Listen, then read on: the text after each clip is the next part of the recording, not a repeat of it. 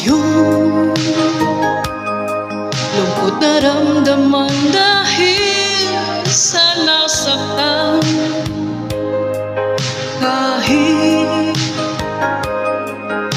ibigay mo ng lahat, nagloko pa. Di mo akalaing paaasahin ka lang ng iyong mahal. Dapat sila'y nasasampal. Pag-ibig nga naman, bakit ganyan? Nagagawa tayong paglaruan. Yung inakala mong sa'yo, mayroon pang ibang gusto ang sakit.